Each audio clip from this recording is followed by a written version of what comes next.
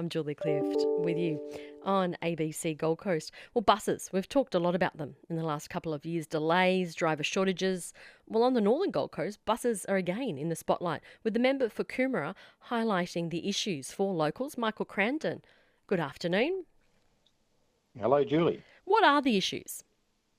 Well, the issues are that we just have been left stranded up here for bus services for far too long.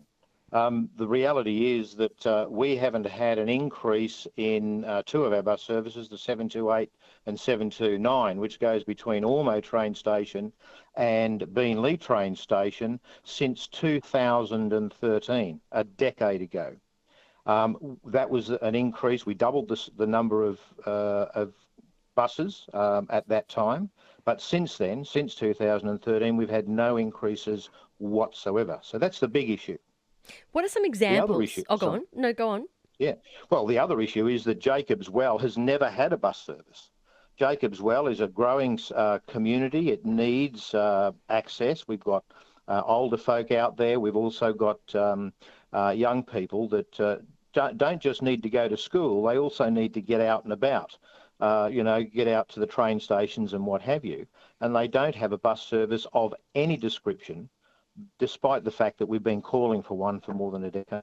So Jacobs Well, no bus service. The 728, 729, the Ormeau to Beenleigh station line, no increase in services since 2013. What are some examples of how then these things are impacting locals?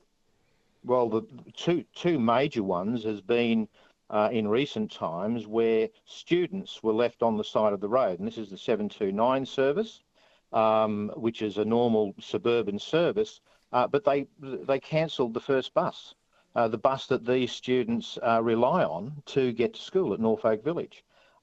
Parents were left, they'd obviously already travelled to work and had to come back and collect their children and get them off to school. They're the sorts of things that we've been seeing happening on the northern Gold Coast.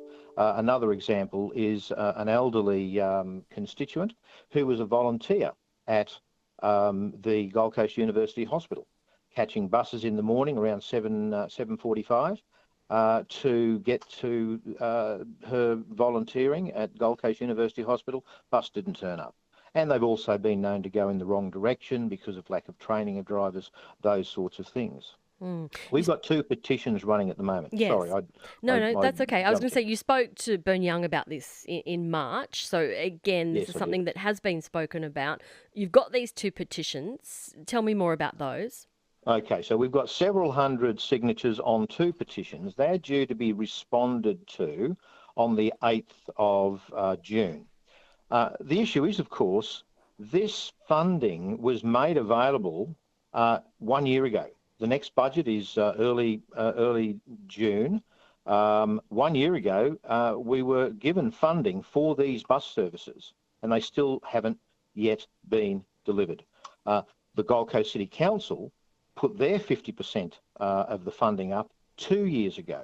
So it's all been in the melting pot. But why does it take a year or more than a year, because we haven't got them yet, more than a year to deliver the services after the funding has been made available? It doesn't make any sense at all. So the funding's there, you say, not then the services being delivered. We did try to speak to Minister Mark Bailey in response to what you've had to say. He, of course, is the Transport and Main Roads Minister.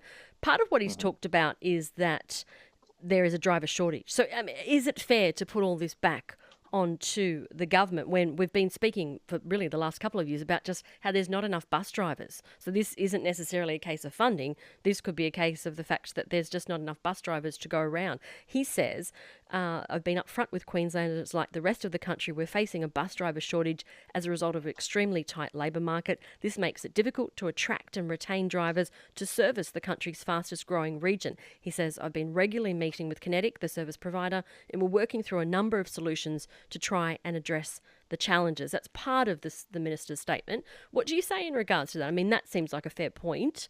We know there's just not enough bus drivers. It's a fair point to say that there's not enough bus drivers to provide all of the services. But why would you leave the services that right now we're talking about 6 2 hourly or on average an hour and a half between them. 6 services on each of these two main bus services up here, the 728, the 729, 6 services a day. They are and it's, as he said, the fastest growing region in Queensland. Pimpama, Ormo, the Northern Gold Coast, fastest growing region in Queensland. Why would you not provide additional services there? Why would you provide services elsewhere? Why wouldn't you perhaps take some of the services, maybe the 15-minute services, cut them back to half-hour services in other parts so that you can better service the fastest growing region in Queensland, an area that has not had a bus service upgrade for a decade? So Why wouldn't you divert to those high need areas? So you'd like to see services taken from other parts of the Gold Coast and then be delivered to the Northern Gold Coast? Well, let me put it to you this way, Julie. What would be better? To have no additional services for the Northern Gold Coast and find that we're having cancellations on an ongoing basis, or cut some of the services further south, or indeed in other parts of Logan, because some of these services go from Beenleigh, which is in Logan City, to Ormo.